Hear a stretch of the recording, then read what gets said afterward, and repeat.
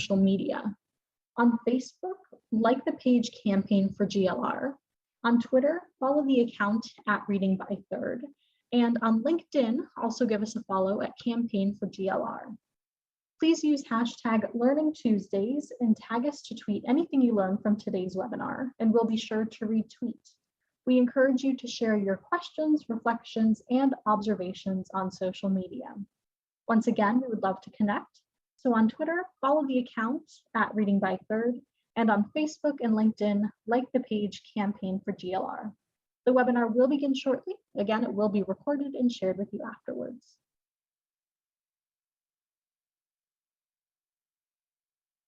Alrighty, once again, welcome to today's webinar. My name is Sierra Sanchez, and I'll be behind the scenes helping to produce this conversation.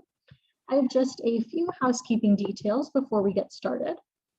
First, we would love for you to introduce yourself. So please use the chat box at the bottom of the screen to share your name, city, or state, and your organization. Be sure when responding to select both panelists and attendees so that we all know who is here. All attendees are in listen-only mode, but we encourage your engagement by posting questions in the Q&A box. We'll be dedicating some time at the end of the session to respond to the questions you post. This webinar is being recorded, and a link to the recording, as well as all resources that you see shared in the chat box and during the presentation, will be emailed to all who registered. Additionally, we are streaming the webinar on Facebook Live. And finally, we'll be posting a brief on-screen evaluation during Q&A and highly encourage you to respond. This helps us with our commitment to continuous improvement. And finally, before I pass it over, I would like to call your attention to our upcoming GLR Learning Tuesdays webinars. We will be taking a brief break during the month of August, but that does not mean there will be no opportunities to learn. During August, we will be doing multiple rebroadcast sessions from some of our popular sessions. Tuesday, August 2nd, we'll be having a session focused on the kindergarten exodus. On August 9th, a peek into playful learning classrooms. On the 16th, the centrality of relationships. And on the 23rd, we'll be having a session on learning happens everywhere and building blocks for the new normal. These sessions will be rebroadcasted on our YouTube page, and we hope you can tune in.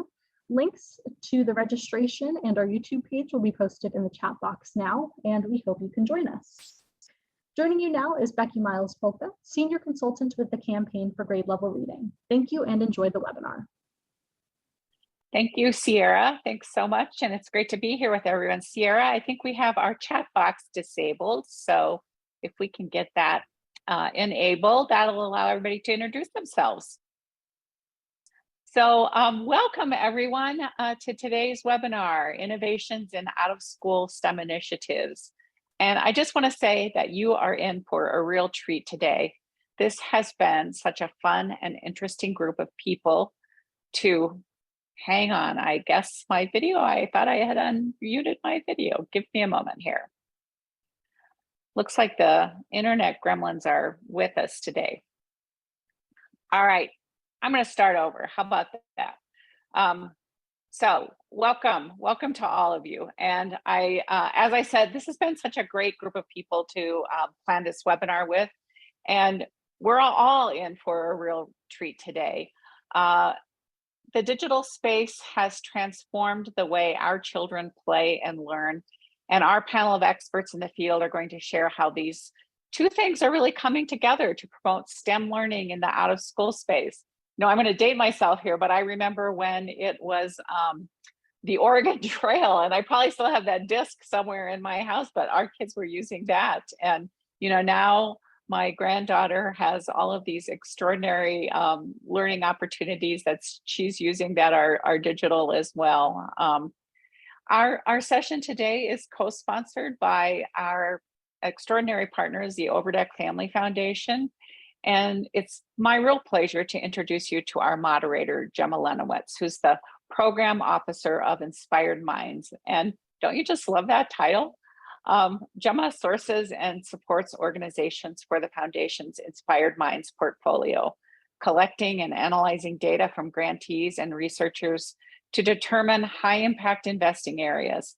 And previously, she served as a STEM coordinator and 12th grade lead at Math Engineering Science Academy Charter High School. And I love it when program officers have real world experience. So Gemma, welcome. And I'm going to turn it over to you to introduce our panel of presenters. Thank you. Thank you so much, Becky. It's wonderful to see so many friendly faces and names in the audience today.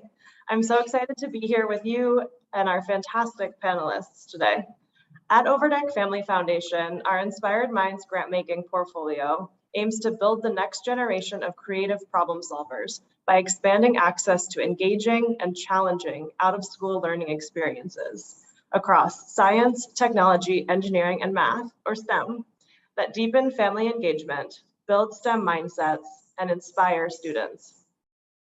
We believe that what makes digital out-of-school STEM programs so unique is their ability to blend joy and rigor, meaning they help address gaps in academic skills and engagement by designing learning environments that foster curiosity, collaboration, and of course, fun. And you'll see a lot of fun today.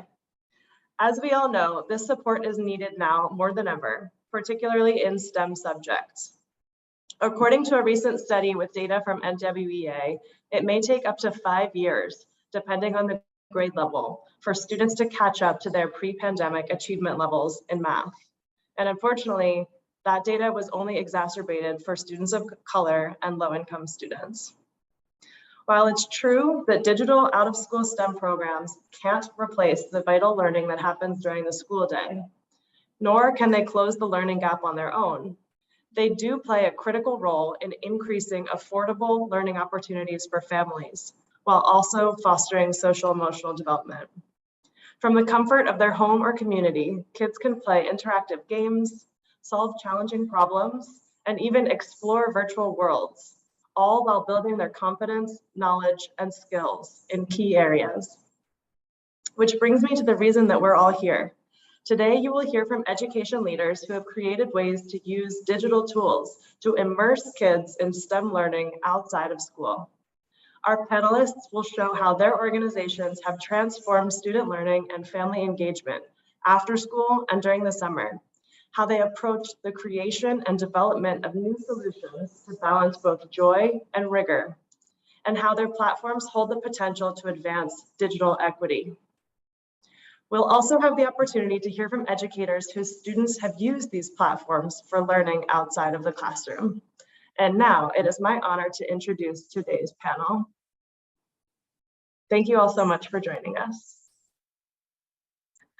First as a presenter is Ramya Gopal. Ramya drives the strategic roadmap for the PowerMyLearning Connect platform and oversees the development of high quality product requirements of educational.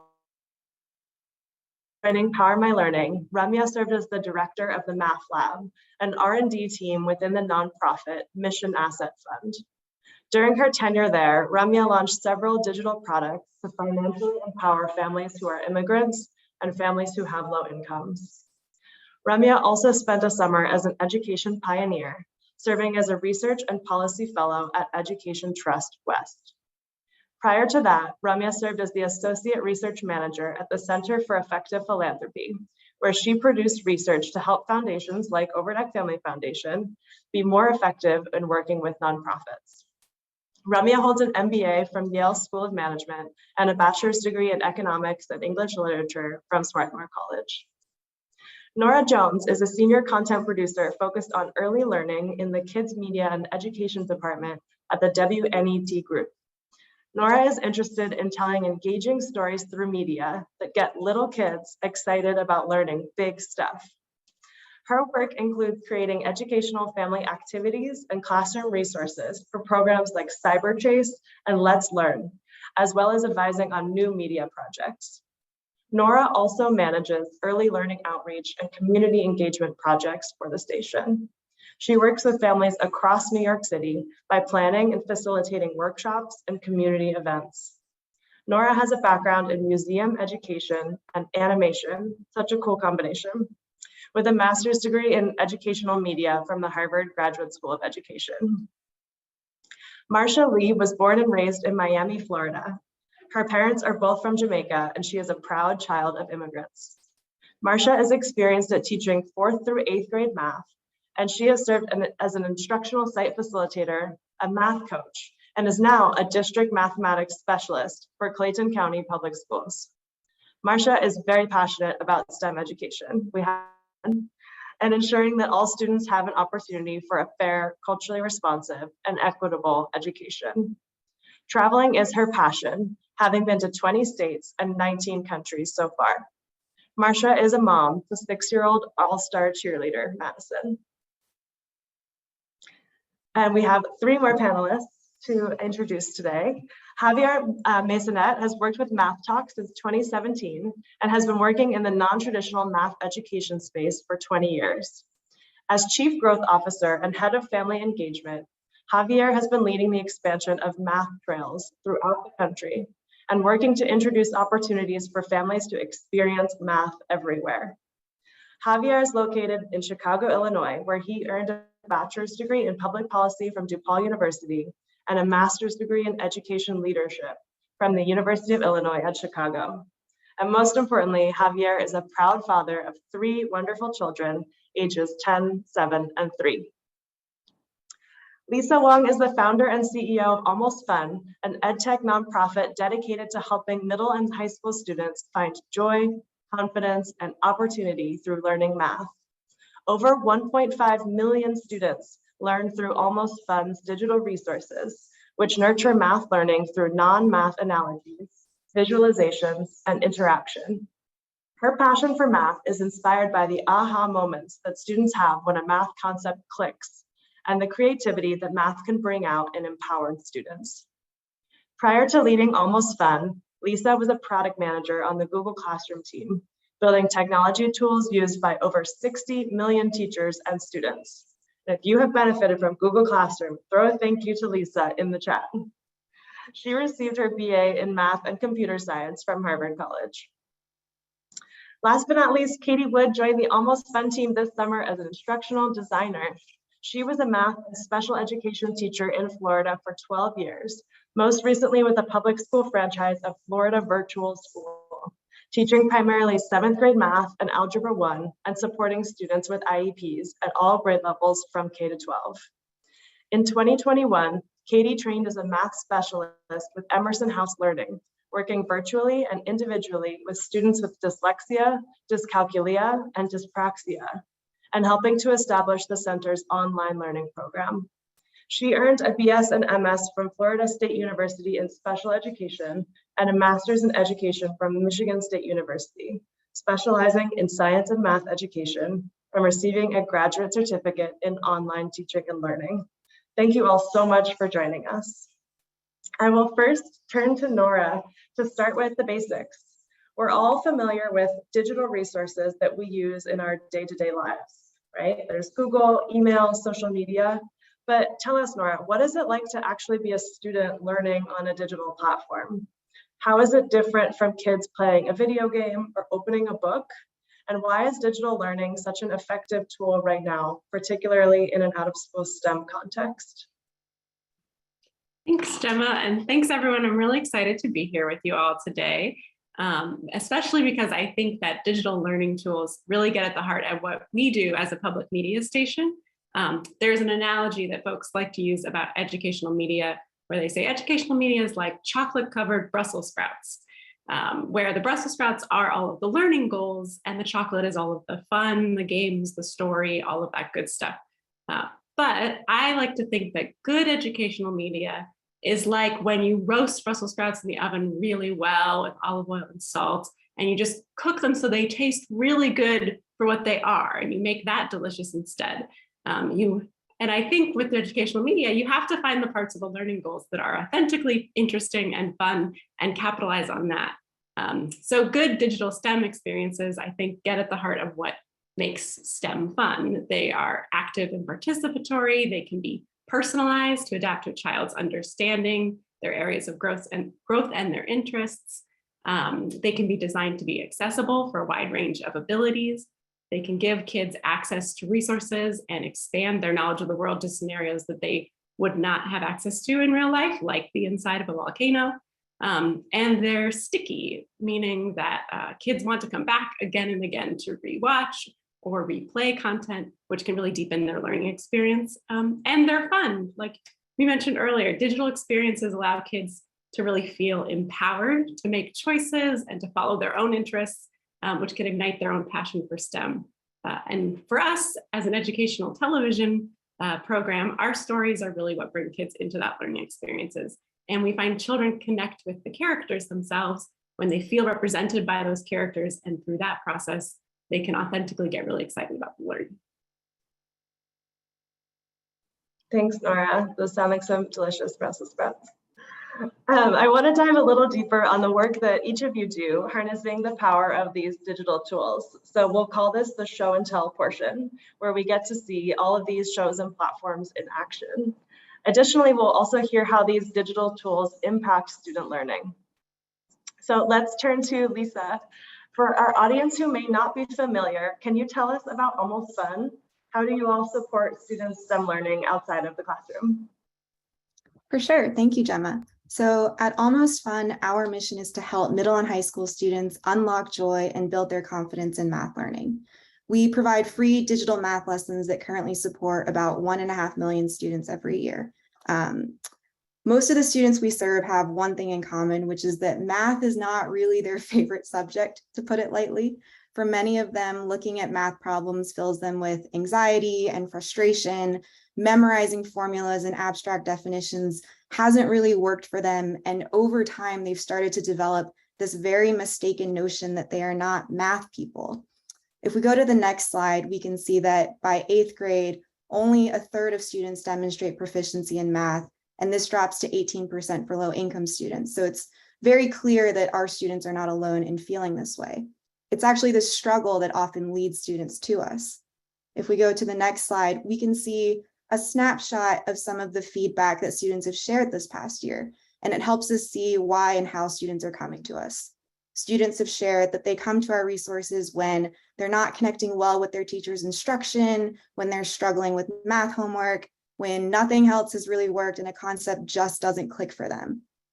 They share that they relate to our approach to learning because it's step by step and it focuses on understanding versus on memorization and just on answers. Because we work really hard to make our math concepts as relatable as possible through a combination of non-math analogies, visualizations, and interactivity. And I can actually show you a quick demo to get a better idea of what I'm describing here. So let me pull up my screen.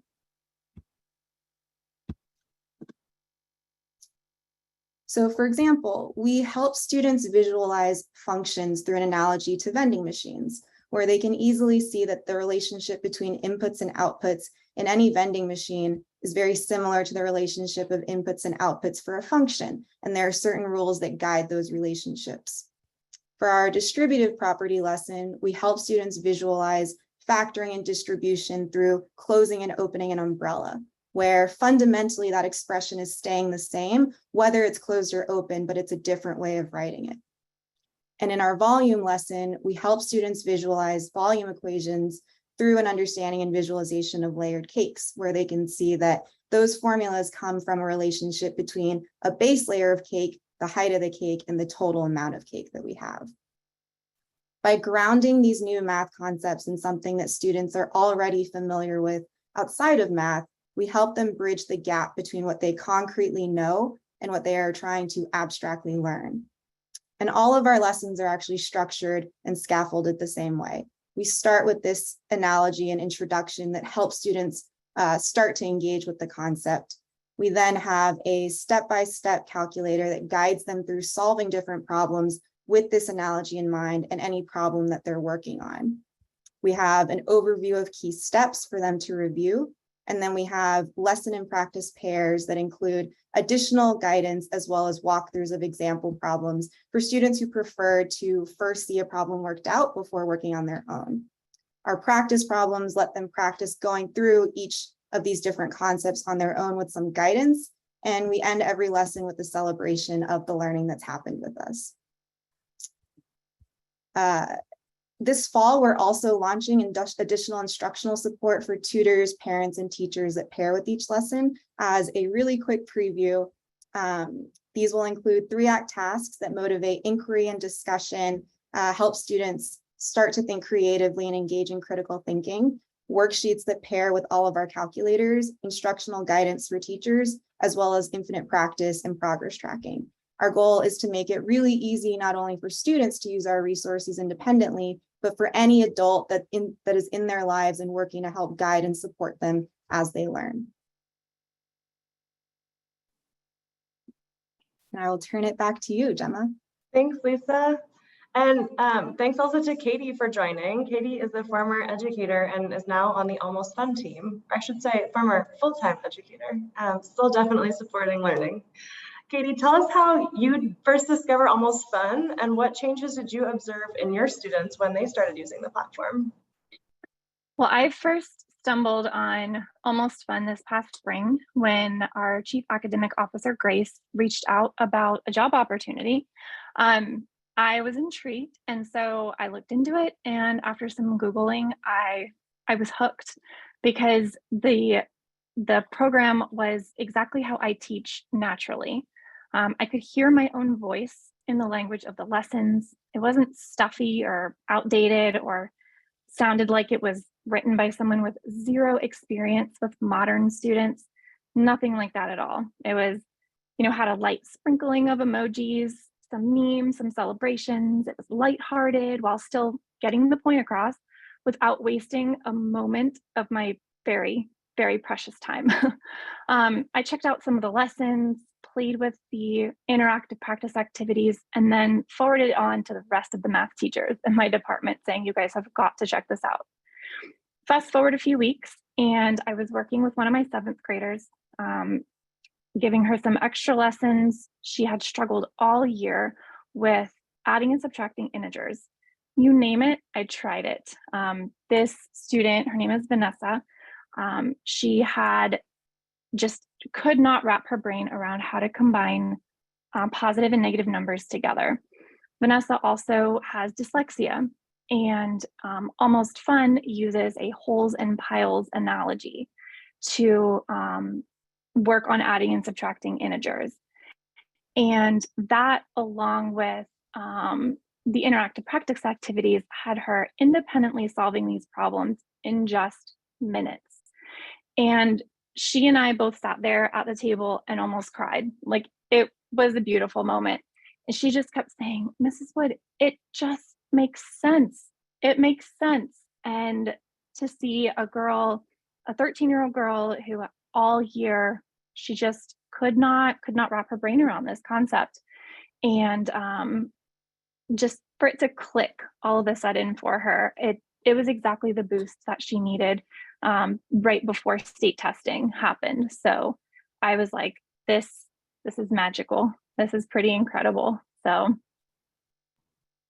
yeah, it's those aha moments that sometimes take a long time in the build-up, a lot of support and practice before that moment of click. So thanks so much for sharing that and for facilitating that experience for your student. Next, I want to shift back to Norah to learn about CyberChase. Tell us about CyberChase.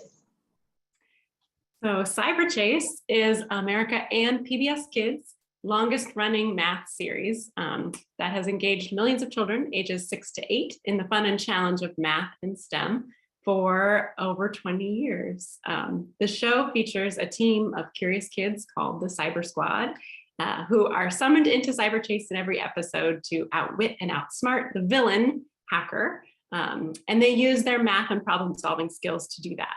So the show was created to really show how math can be fun and to empower kids to feel confident in their own STEM skills. Currently, the show has a focus on math and environmental science that really highlights ways that kids can take action in the real world to create positive change around them. So I want to give you a taste of the show first. So we're going to play a little clip to give you a feel for how the show addresses math and problem solving through the characters and the stories. This is a promo that we've been using this past year as part of our 20th anniversary campaign. CyberChase teaches us that anyone can be good at math. This room is 100 tiles big. so we can use brain power to face challenges. Just a little planning, organization, and a diagram. And there's no problem you can't solve. We've battled through situations like this before, and we always come through. Cyberchase, 20 years and counting. We've got work to do. So in addition to the show itself, which you just saw, we also create digital learning games, at-home hands-on activities that relate to the show content and themes, and lesson plans for educators that incorporate the Cyberchase media as modeling and inspiration for students on a wide range of math and environmental science topics. Kids can watch our content on their local PBS Kids station, or you can find it online at pbskids.org/cyberchase. That's also where you can find some of our games and hands-on activities for kids to do at home. They can also download the free PBS Kids video app and the PBS Kids Games app, which is also where you can find our digital games, including our latest accessible games. And then parents can access articles, ideas for hands-on activities to do at home that relate back to the content again at PBS Kids for Parents. And we also have our lesson plans for teachers at PBS Learning Media. So PBS Learning Media is a platform, which is a free resource for teachers that has thousands of different lesson plans based on public media. They're produced by stations around the country for kids from pre-K to grade 12. So we have a really robust suite of Cyberchase resources there, lesson plans on all sorts of different math and environmental science topics that have the media embedded inside the lesson. So good place to check out. Thanks, Norah. And just a reminder, all the links to these resources will be sent in an email after our webinar. But briefly, before we move on, can you tell us, what has the family and student response been like to all these resources? Any feedback that you can share with us?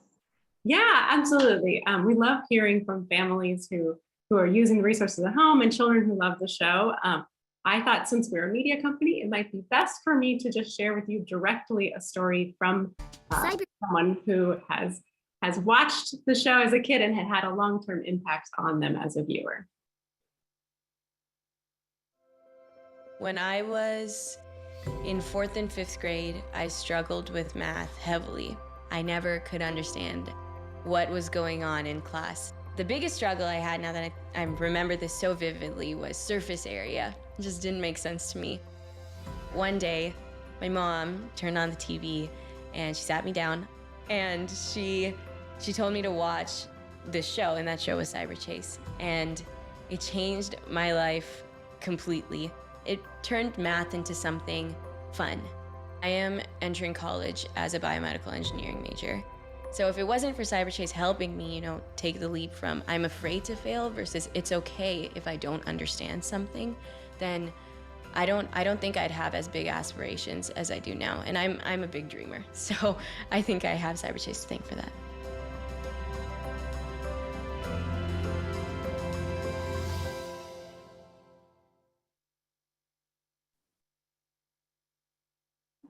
That's so sweet. Thank you for sharing that story, Norah. We're halfway through our show and tell portion. I'm now going to turn it over to Javier to tell us more about MathTalk. Hey, Gemma, thanks. So just a little brief intro.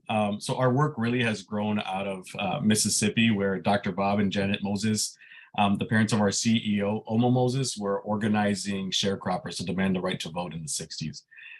The work that we are doing is really rooted in the idea that math education is critical for economic opportunity and democratic participation.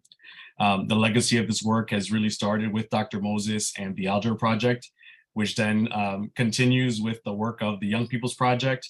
And now at MathTalk, we're really focusing on how we can encourage families and their children to really see math everywhere. You could show the video really quickly.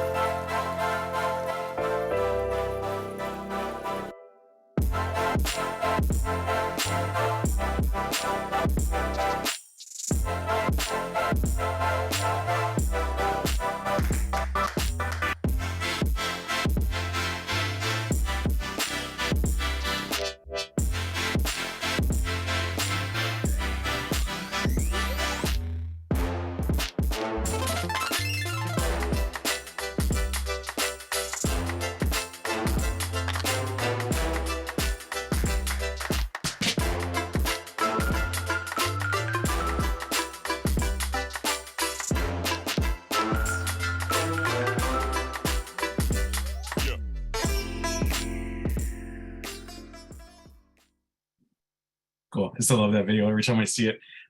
But as you see in the video, we're really focused on creating public art installations that are paired with prompts, signage, and augmented reality gaming experiences in places like schools, parks, museums, hospitals, and health centers, and other areas that have public spaces where we have the opportunity for families to engage in fun math experiences.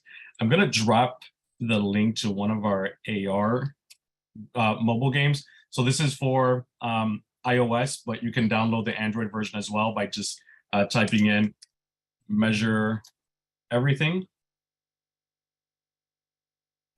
And with this game, it's again available iOS and Android. It's a free resource. This uses augmented reality to help kids learn various math concepts and engage virtually with the world around them.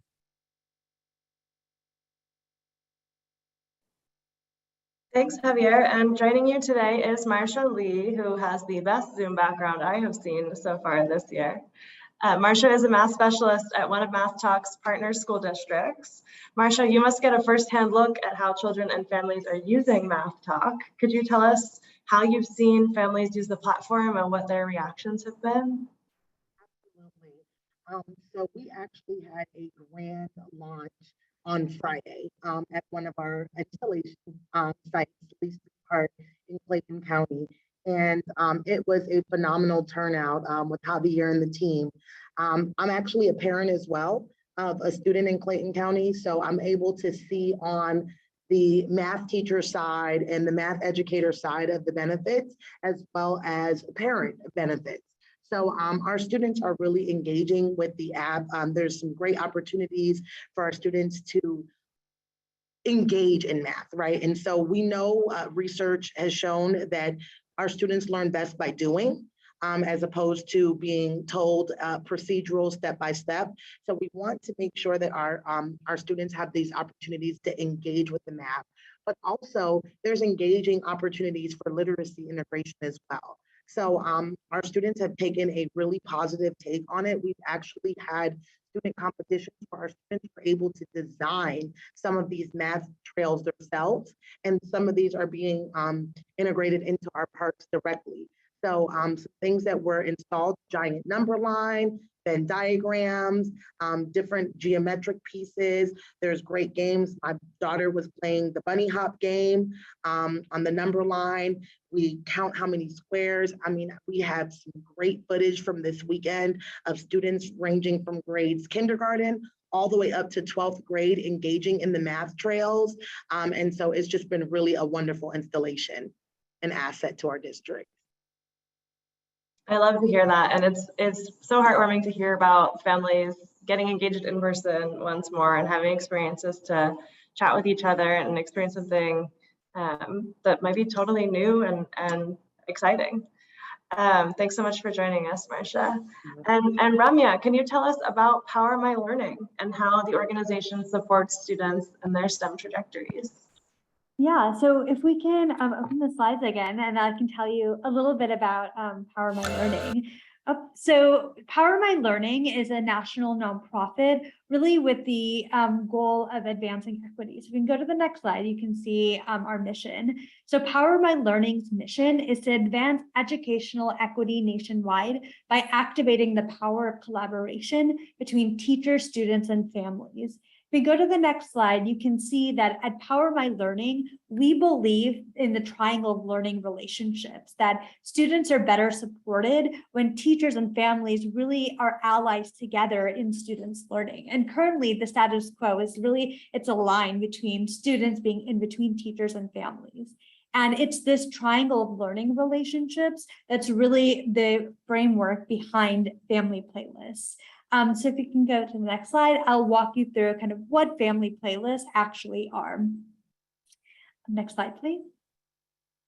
So family playlists are a low-tech tool that engage families and students learning. And really the core concept behind family playlists is that students get to teach their family partner what they're learning. And we know from the research that this method actually improves students' comprehension of the material. And family playlists provide teachers with actionable data to evaluate student understanding. So I'll walk you through kind of a specific example of a family playlist. And we currently have them available in math for grades K through 2. Go to the next slide. So in this particular example, I'll just walk you through, let's say Miss Smith is teaching counting to 100 in her kindergarten class. And so she assigns a family playlist that aligns to that. So when she assigns the family playlist, all of the family partners associated to the students in her class receive a text message with a link to the playlist assignment that they open in their mobile browser. So you can see on the left-hand side, the image of the text message, and on the right-hand side, the family playlist experience. So if you go to the next slide. So in this particular example, let's say Hazel. So Hazel would watch a video that demonstrates a learning game that she can play with her family partner. And these learning games are actually offline games that involve materials around the house that they can easily use that align to the particular topic. So once Hazel plays this learning game with her family partner then answers a few questions to provide feedback to the teacher about how the experience went. So did Hazel like the learning game, and how her understanding of the topic really came through in that piece. And then they move on to really the part that's the magic of family playlists. So we can go to the next slide. So in the second part, Hazel's family partner records a short video of her explaining her thinking by answering questions to these few prompts that you see on the screen. And then this video actually goes to Hazel's teacher so that she can really see whether or not she was able to understand the topic or where there might have been misconceptions in her understanding. And then lastly, her family partner answers a few additional questions to really provide insights to the teachers about her ability to really explain her thinking. And then all of this rich information actually goes to teachers. And so you can see on the next slide, really that teachers get the ability to watch these videos from their students, explaining their thinking and how they're interacting with a trusted family partner. And they also are able to get all this rich insights from families about their experience with it and really strengthen their relationship with the families as well.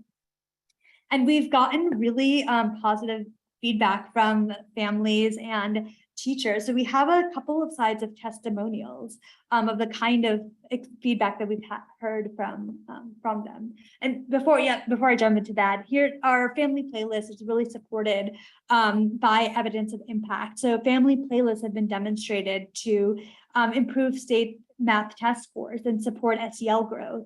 And then we've also heard from teachers that family playlists has helped them improve it using data to improve instruction and helped families become more confident in helping their children learn. Go to the next slide. So we have just a few testimonials from families and teachers and principals. So go to the next slide.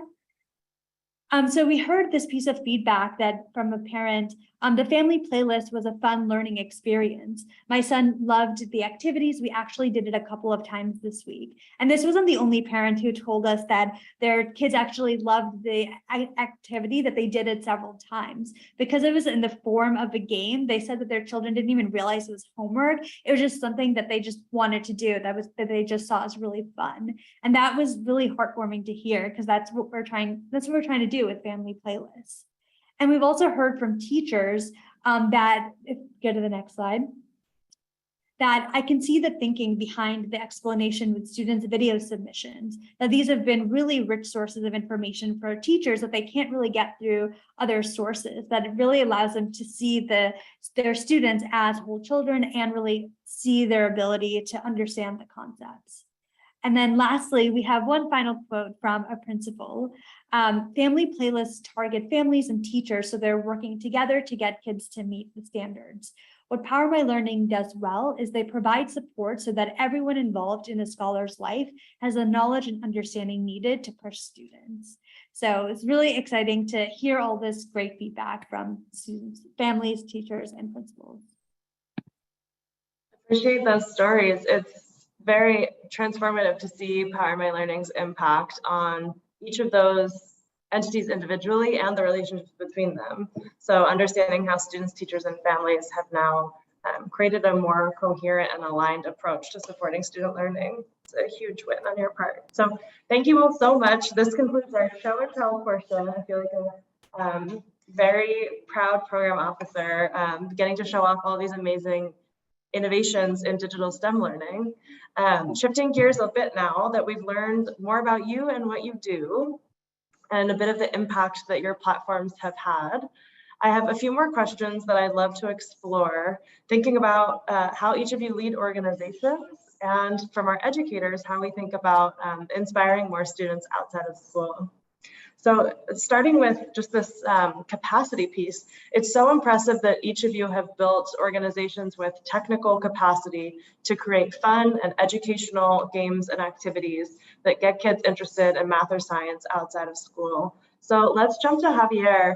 I'd love to hear, what inputs did you take into consideration when developing MathTalk, and what were you hoping to accomplish?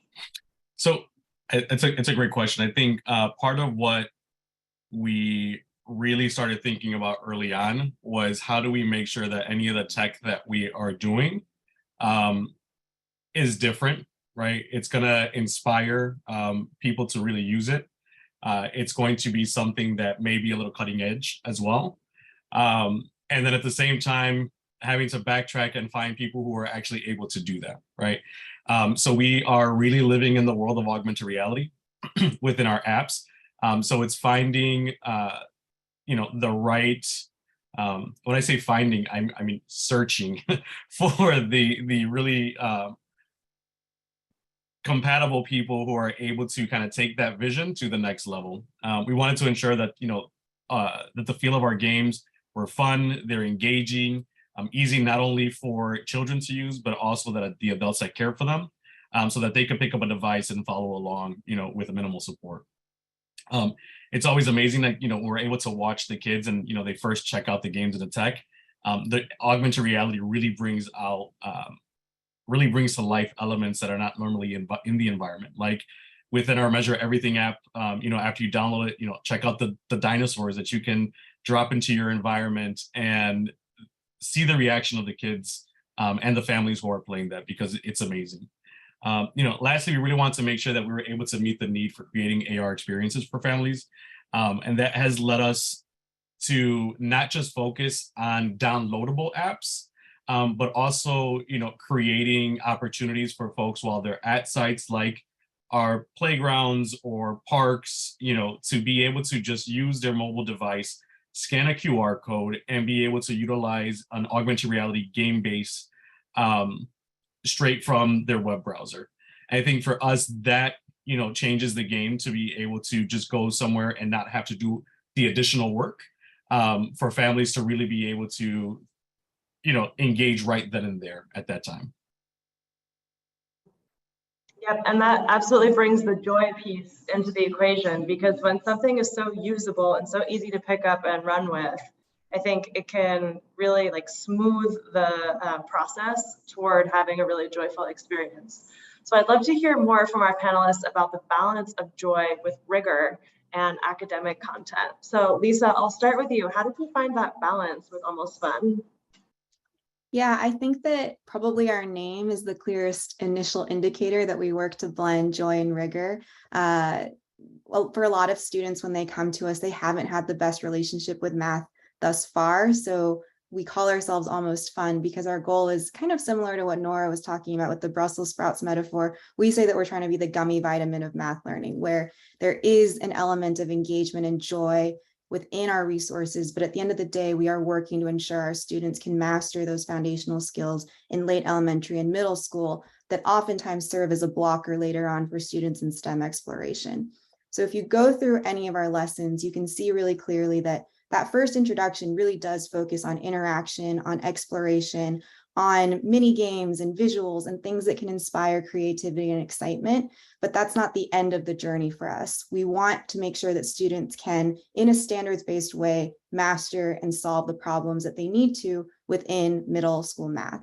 I think that for us, what we really see is that as you master those skills, there's inherent joy within math that for students, as they're really understanding and learning these concepts that have frustrated them in the past, there's a joy that sparks from that.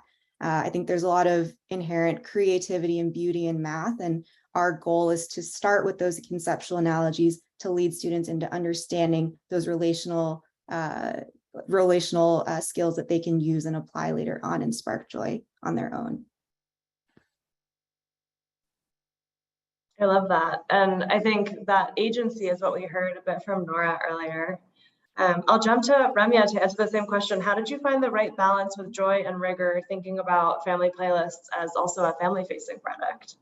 Yeah, so that balancing joy and rigor is a really important part of family playlists. You know, we started with the premise that the academic content really had to be strong enough to be worth everyone's time, but we had to be fun enough for students and families to want to keep doing the activities week after week. So we really started with rigorous content and making sure that we really were aligning family playlists with some of the key skills that students needed to be learning in math in grades K through 2. But we had the idea that if we embed learning in the form of a game, that would really be maximizing the fun and engagement piece of parameters of it. So most of the activities are in the form of a game. And what we've found in the way that we've seen these student video submissions is just how much fun the children are having playing these games. Whenever like a student wins, they're like squealing in delight, and you can just see just how much they're enjoying it. And also the addition of them doing it with a family partner, they really enjoy getting to spend time with their parents, and their parents are providing that supportive affirmations as they're going through the game. So all of that really kind of maintains that balance of the children's experiences with kind of what they're expected to actually learn from family playlists. And so much of that is supported by the school day. So I'd love to turn to Marsha and Katie, based on your experiences as educators. What do you think is the key to getting kids interested in pursuing math and science outside of school? I think what's the most important thing is our students have to see themselves in the math, right? And so we got to be culturally responsive. We got to get to know our students. You'll be surprised at how excited our students get when they see their name in a word problem on the board, right? They'll go around the halls and tell everybody, hey, Miss Lee used my name today, right? And so we want to get to know our students, incorporate their daily lives into the curriculum. Also, we want to make sure that we're incorporating those real world expectations into the math curriculum. I can simply teach you how to calculate the area of a rectangle by telling you the formula, but then I can also use the classroom as our area, right? And we can get down on the floor and measure. We can so applying those real world concepts in our day-to-day math is what's going to get those students bought in. And then opportunities for math outside is we got to make sure that our students know the misconception of being a math person or having a math brain. It's just that. It's a misconception, right? So no one thinks that you have to have a physics brain or a language arts brain, right? But there's this misconception that you must have this math brain. And there's no such thing. Everyone has a math brain. Now, math does build off of each other, but so we can find ways to fill in those gaps when our students have them, but getting our students convinced and being able to accept ownership of their own education is going to be essential to getting that buy-in with math. Yeah, I agree with quite a bit of what Marsha said. You know, I think that showing and not telling our students how math and science are not just school subjects. They're not just subjects that only some people can learn. I recently read an article about math bubbling under the surface of many things, but most students really struggle to recognize it as math. That is what is happening. And that really resonated with me. And I think that the same idea applies to science as well. Helping students to recognize the math and science that they're already immersed in naturally, I think is critical. I don't think we have to dazzle and bombard kids with fun and games and camouflage the content as something that it's not. But don't get me wrong, I do love a good classroom game just as good as the next teacher. But by showing them the value and helping them see and understand the why, in combination with a teacher who truly believes in the subject matter and their students, I believe that the intrinsic motivation will be there for the students. Thanks, Katie. And thanks to Sonia for submitting a question. We do plan to get to audience submitted questions in just a moment. So if you have any others that are bubbling up for you under the surface, just like math and science are, please feel free to put them in the Q&A box. I'd love to transition to talking about technology. So one of the huge benefits of these tech-enabled platforms that we've seen, particularly in the last 5 or 10 years, is how they can make learning more personalized, allowing students to choose their own learning trajectory, move to different,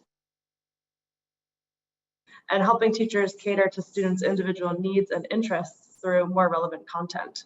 So what do you all look for to understand how students are moving through those pathways and how well they are engaged as they do so? And how do you think about helping parents and teachers understand student engagement on digital learning platforms as well? Let's start with Ramya, please. So, with family playlists, we really have like 2 ways to understand how students are engaged in the activities. So one is we can literally see it through the video submissions. We can see how students are like playing with the game, what their experience is like. And, we get that from the family partner feedback as well. They're providing all these insights that are going to the teacher. In addition to it, within family playlists, families have the opportunity to make the game easier or harder based on their child's experience with it. So that kind of allows them the opportunity to personalize that experience to a certain extent.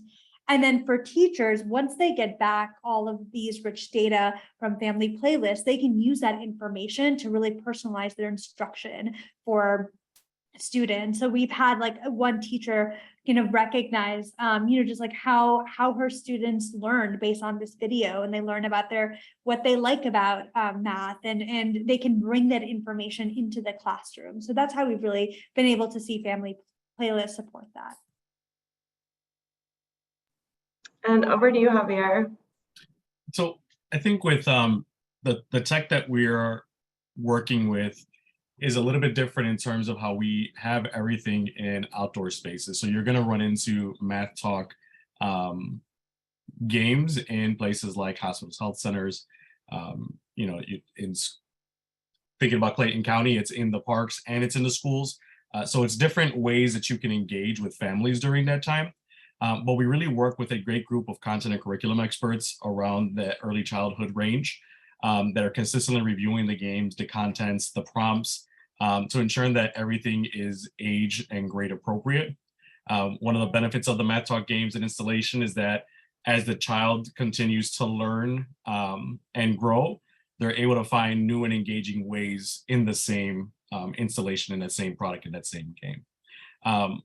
While families are playing our games, they're able to continue to earn in-game rewards as well, and able to unlock different levels and different activities to continue to do things together.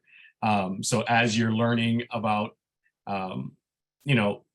a form of measurement, you're able to utilize that form of measurement to do it. Once you kind of master that, you can go on to something else as well.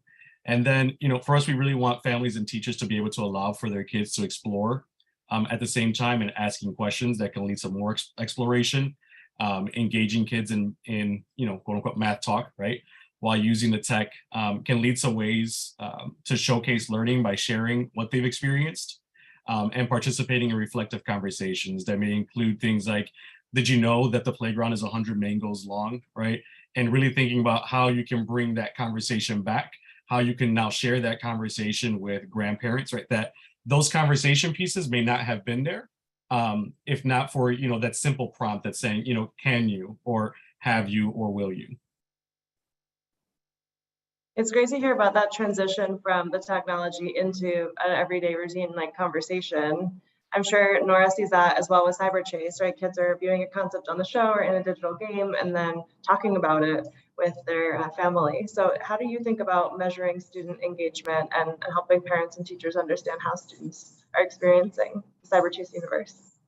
Yeah, so since Cyber Chase has been around for more than 20 years at this point, we're very lucky to have a wealth of research on how well the program works to impact, in particular, children's interest and positive attitudes toward math. Like, I know many people mentioned earlier that can be really hard for a lot of kids and even their parents.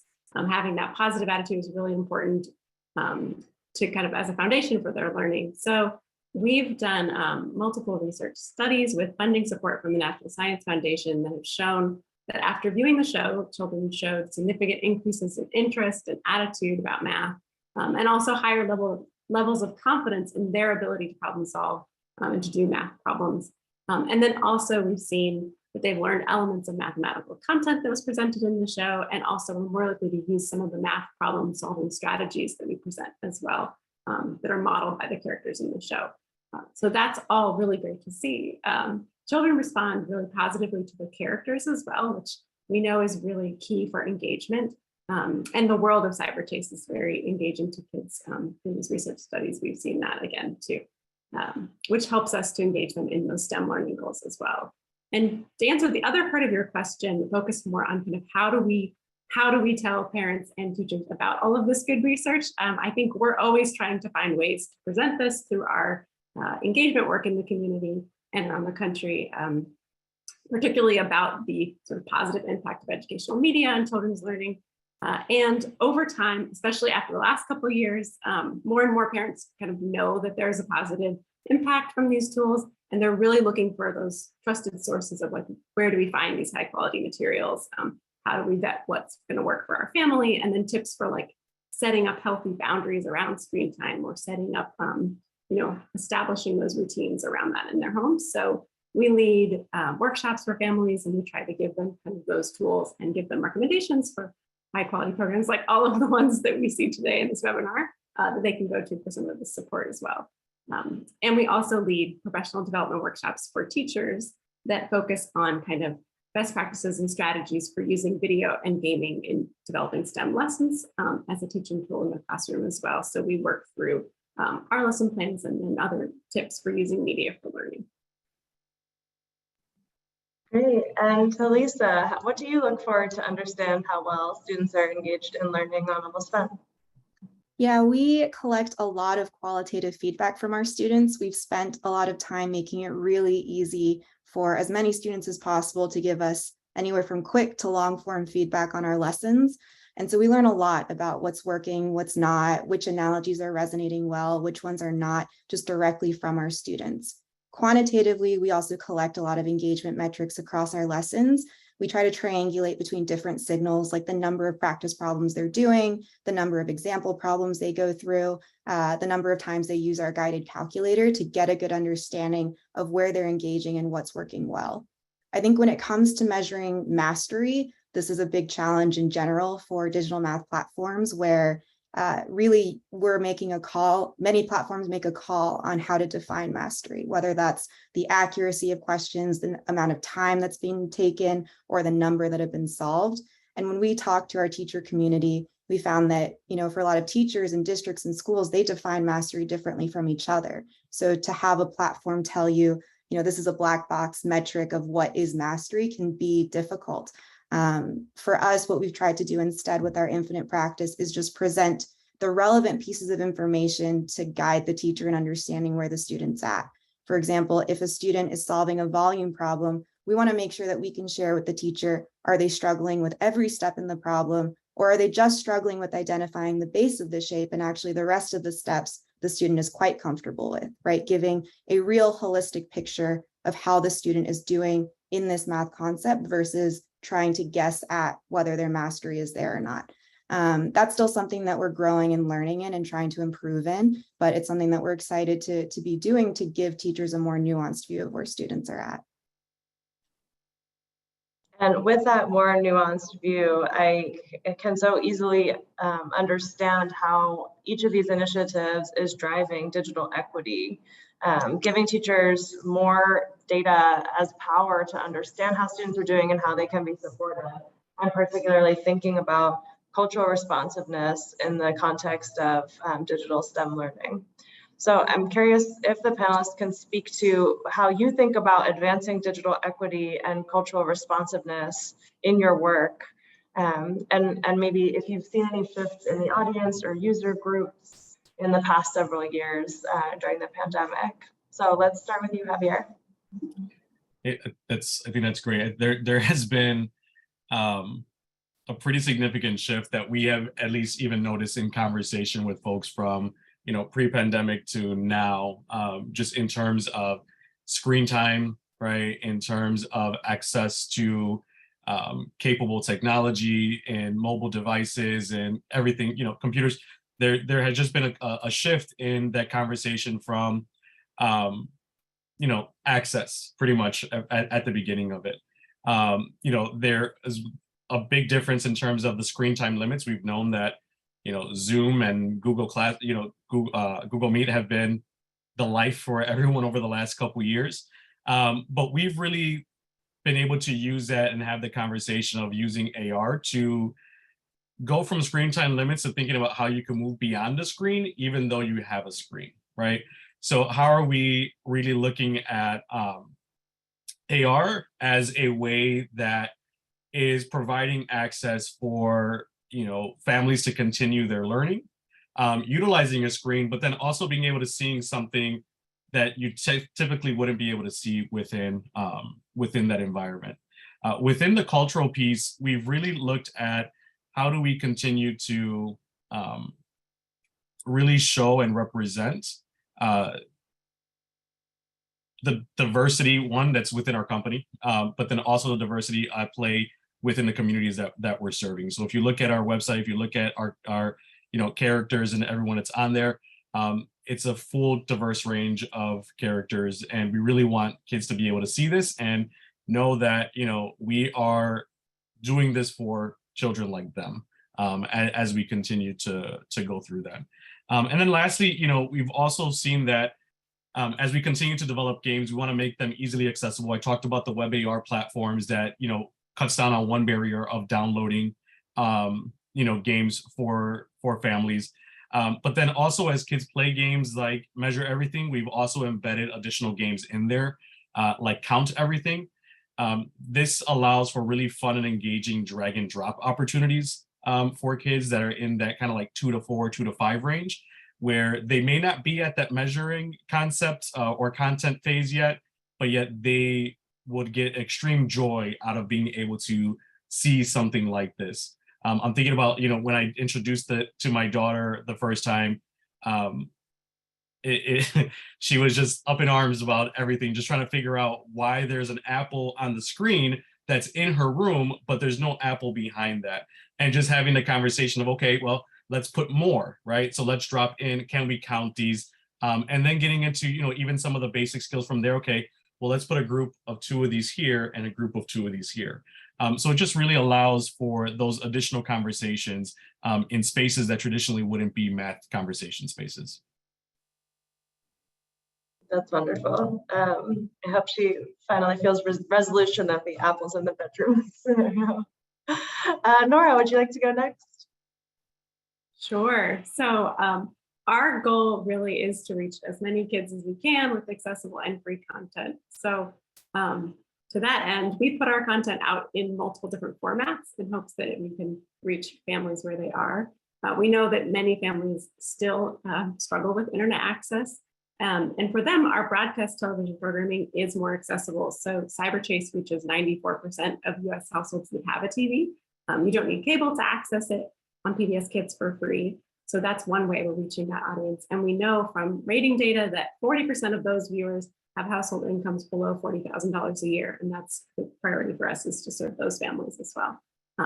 But we also know that there are families who don't have a TV in their house. So for those families, our content is available to stream online, and then also through the PBS Kids games and video apps, where you can download content to watch later if you don't have internet access at home. So you can go to a public library or at school and download those things and then use them at home later. And that's one way that we're kind of trying to serve audiences who might also not have internet access. easily available to them.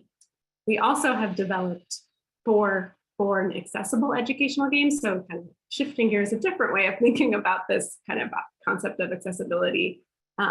Those games are the first of their kind in our PBS Kids ecosystem, and they engage kids 6 to 8 in math and environmental science content. Like all of our content, narrative-driven fun adventures, but the games have been designed from the ground up with accessibility as really a core goal of the game. They include a variety of different features and customizable settings that make them accessible to children with a range of different disabilities, including blindness and low vision, deafness and hard of hearing, intellectual disabilities, learning disabilities, ADHD, autism spectrum disorder, motor impairments, and more. So our goal was really to provide this engaging experience that gets kids of all abilities excited to learn about the concept and to use their math skills there. So that's been a really exciting project and very fun for our team to work on those games as well. And then building off of something I love when Javier was saying, using the screen to go beyond the screen. We also have a robust community engagement program that goes along with our content. We work with PBS Kids stations around the country. I think some of them might be on this call, to bring our CyberChase content to kids and families throughout after-school programs, family events, summer camps, and more, with really hands-on content that uses CyberChase videos and games to inspire hands-on activities. And these programs focus on working with kids in Title I schools, under-resourced areas in particular, to make sure that they have access to this content and these kinds of fun learning opportunities as well. And we're even working on a new family engagement project that focuses on using texting to reach families with CyberChase media and hands-on STEM activities to do at home. So we're always looking for new ways to reach those families, and that project has a particular focus on reaching Spanish-speaking families as well. So always looking for ways to expand and new places to put this content so families can find it where they are. Brilliant. Thank you. And Lisa, how is Almost Fun advancing digital equity and thinking about cultural responsiveness? Yeah, our goal from the beginning was to ensure that low-income students, underserved students would have great access to excellent math resources, particularly for middle and high school math. And so from a very fundamental level, we knew we had to make our resources very mobilely accessible, because most of our students access our website, our lessons, our calculators through their phones. Once we did that, we found that, when we looked at the landscape of middle school math resources, if you were to Google search for something like functions, when you look out there, a lot of the lessons or the resources you'll find repeat the definitions or repeat the concepts as explained in the classroom. And for a student who has a pretty good understanding of that concept, maybe just needs a little bit of extra help, a little boost, a little review, that can be very helpful. But for a student who fundamentally, foundationally is having trouble understanding this concept, it only creates more anxiety to see it again in the same form and to still not be able to master it. And so from a content accessibility position, we're working to just expand the ways that digital math resources can support students by providing a resource that does focus on more foundational conceptual understanding. The idea is to ensure that the students who are coming online to search for help, who don't have as good of a foundational understanding, can find the resources that they need. And that's really what we see with our resources, is that 65% of our students are coming from low-income families, 70% identify as students of color. Most of them experience some level of math anxiety, and they found our resource and start using it because it does look different from what they typically see online. We have a lot of very self-motivated learners who are struggling with math, who are looking online because they don't have someone like an adult in their life that they can reach out to for help. And so when they look online, they're looking for a friendly, welcoming website that can really support them in their learning journey. And that's what we're seeking to provide. And what you are providing. So finally, over to you, Ramya.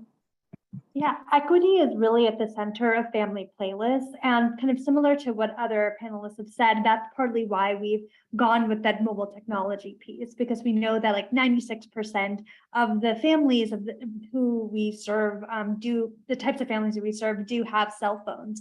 So that's why we chose to use SMS-based technology as well as a mobile browser technology. So we don't have a mobile app. So parents don't need to have a login or password because we know that can be really confusing. So we really try to focus on eliminating barriers to access and making it as easy as possible for families to be able to view family playlists. In addition to that, family playlists are actually available in over 100+ languages. So families can get the text messages in their preferred language, and they can actually, within the mobile browser view, change the language that they're seeing the text in. And additionally, Spanish speakers can see a version of family playlists with the modeling video in Spanish.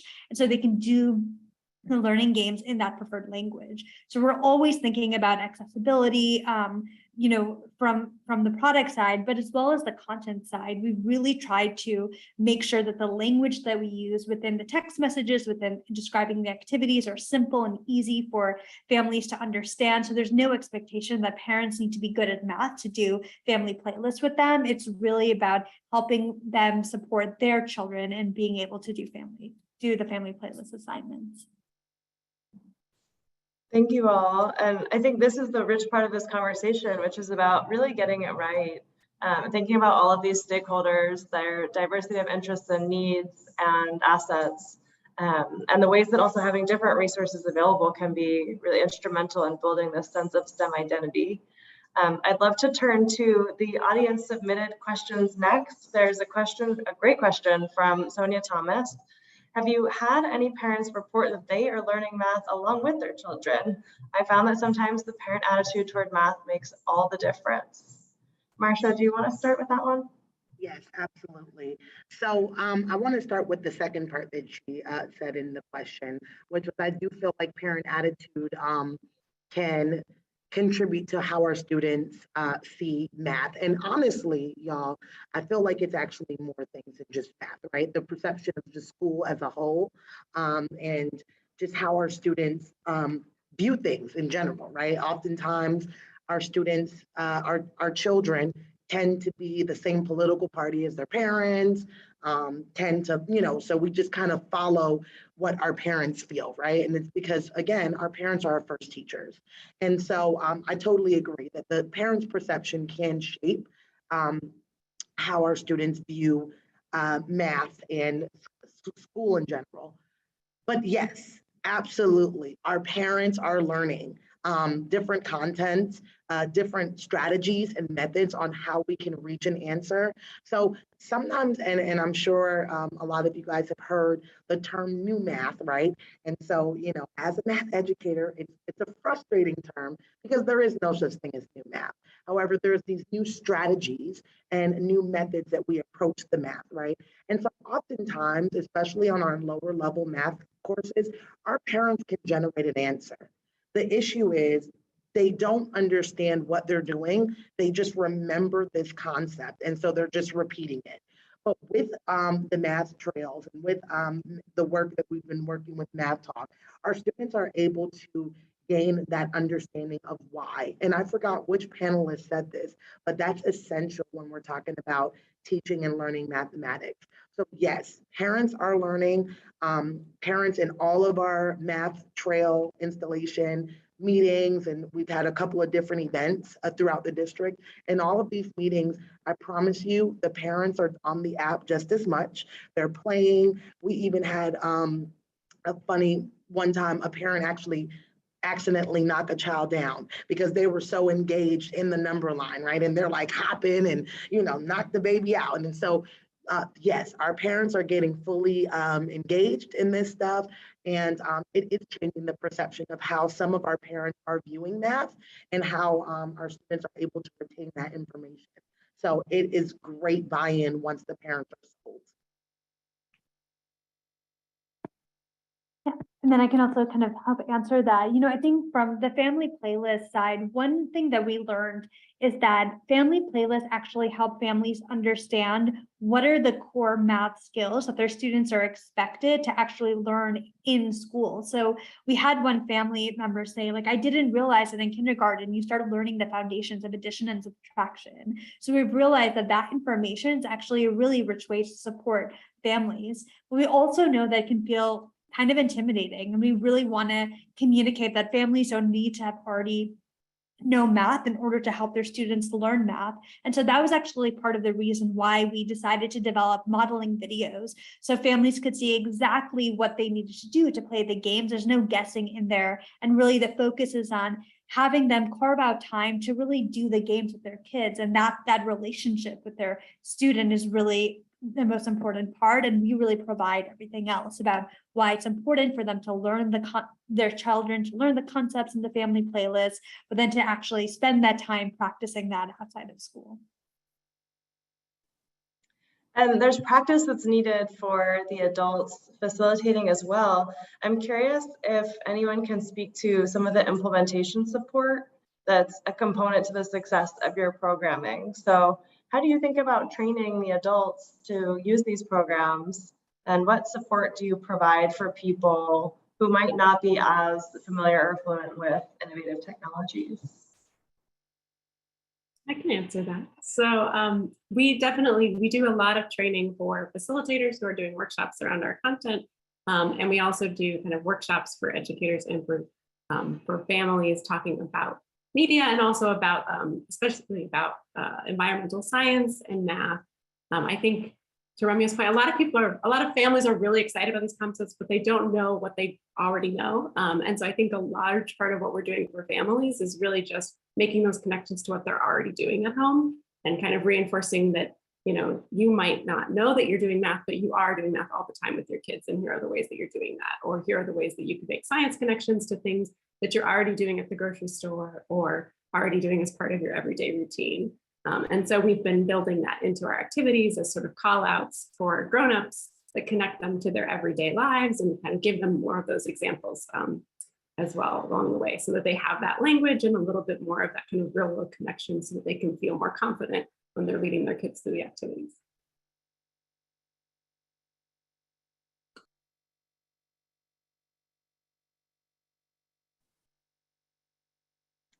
If all of you could look into your crystal ball and predict the future of digital STEM learning innovation, what are some visions you'd like to see appearing over the next maybe 3 to 5 years? Also thinking that, in 3 to 5 years, you can develop the next generation of digital STEM learners, right? We're starting pretty early. So this could be a whole shift, a sea change in what the learning experience is like. Anyone have any visions in their crystal ball? I mean, I think for us, what we always hope to see and what we're trying to drive more of is the joy in math learning, in higher level math, in middle school math and high school math. When you get to high school math and you start talking about, imaginary numbers, calculus, these are topics that are, they're deal breakers if you can't get through them to then pursue STEM further. And we need students to be able to get through those classes, to find the joy in those classes as well. And I think that what I hope to see is more and more of the joy of math learning showing itself within those higher level math courses, and encouraging students to pursue creativity and pursue exploration within math versus it feeling very rote and very memorization focused. We have a lot of students who come to us saying that they loved math when they were in elementary school, that they found a lot of joy in math learning, but as they got older and as they progressed through the different math classes, it started to just feel less and less like something that they wanted to pursue or something that they could pursue. And I think that's my hope, is that we see more innovation within higher level math to encourage that exploration. Cool. I was going to add in, so I think what we've seen within just even the last couple of years with where we're going technologically with things like the metaverse, right? And not just AR, but also virtual reality and thinking like that. I can really see how people are taking the experiences of, hands-on learning with math, thinking about learning math outside of classrooms, thinking about learning math outside in general, and just that full experience, and really moving towards a way of having a whole body experience for mathematics, right? And how are you going to look at gaming in a different way, where it's not, putting on a headset and sitting in a virtual classroom, right? but you're maybe putting something on, or you're playing something on your mobile device, similar to what what we're currently doing, right? And really engaging in a full experience in learning the concept instead of just kind of sitting again, facing a blackboard or a whiteboard, right? In anything like that as well. I like to talk about the work that we're doing, and starting off with, we want to create a Pokemon Go experience, right, for mathematics, right? How do you get out and you go learn math outside? And I'm really hoping that within the next, few years, we'll be able to get there.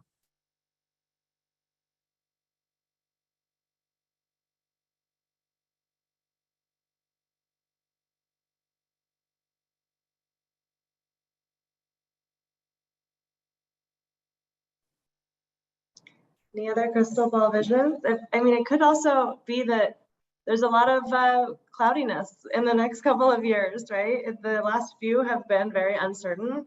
And I think for a lot of students and families, there is some trust and community to rebuild in our systems, in the interventions that are provided by those systems. And I think it's nice to be optimistic about the clarity of increased access and opportunity and digital equity.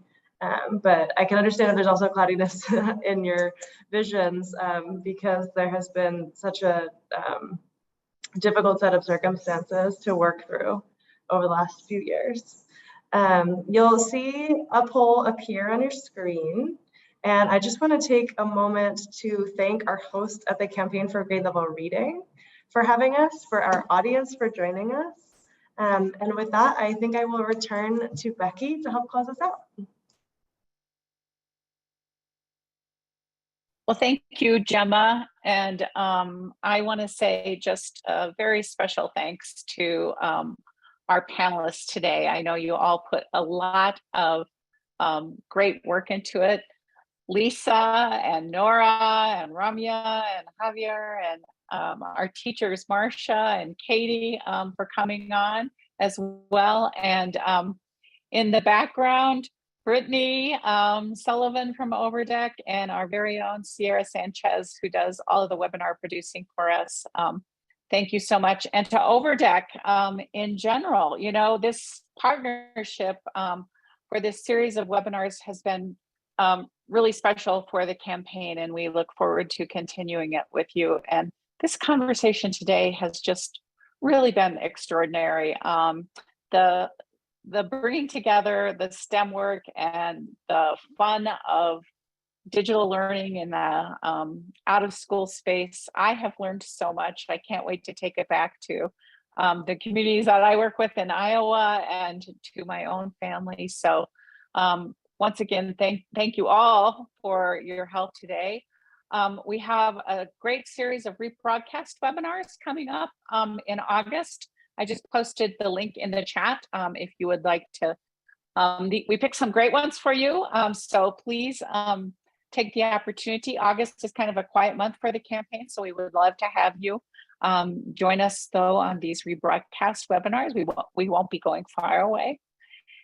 And with that, I would love to thank everybody who has been on with us in the audience, and all of the resources will be sent out to you along with the recording. And you'll get those later this week to everyone who registered. So thanks so much for joining us today.